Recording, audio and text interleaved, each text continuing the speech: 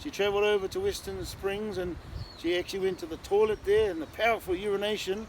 There's a flow of the river that comes from there. And they call that the urination of Wairaka, the Waimimi or Ōwairaka.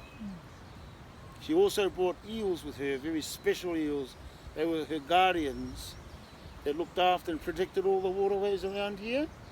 Like you've got the River Fo, that's one of those eels looked after all the tributaries and waterways where Wairaka would gather water and food. So she placed them there and called that area Grey Lynn, that's the English name today, the Wai Orea or Wairaka, the water where Wairaka left her eels.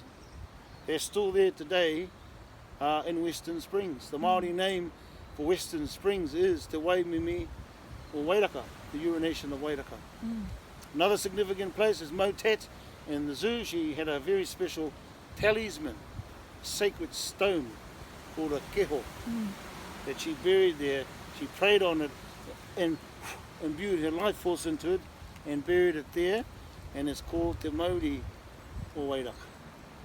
So she was a very important ancestor of this place, and it's quite interesting to note that Ōwairaka is the name that has been maintained from the time she lived here right up to the present day now here in 2019.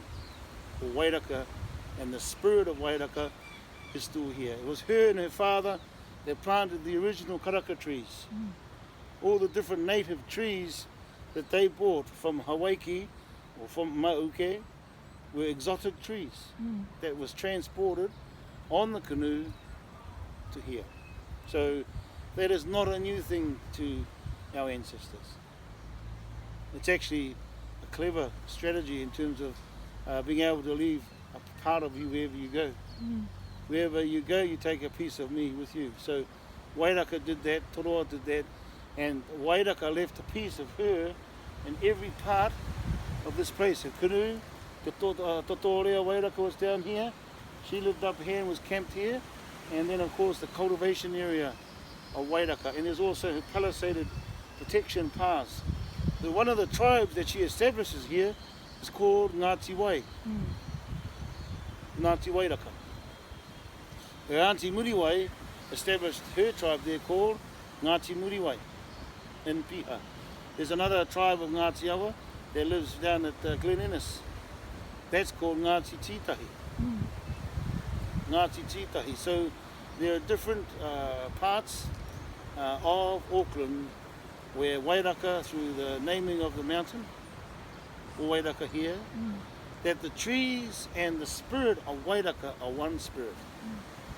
That the trees of the spirits of Wairaka are one spirit. That Wairaka's life force is in the land, therefore Wairaka's spirit is in the trees.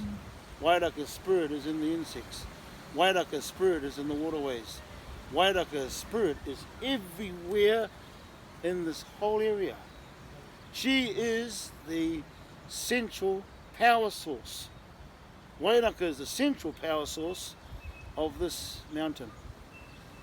Now 800 years from the time she lived here to the time she died, there have been many tribes that have come and established new histories and established new stories. But that does not take away that Wairaka's story, her history, the cultural heritage of identity of who she is still a real special part of the cultural heritage of Mount Albert Domain, known by our people of Ngati Awa as Ōwairaka.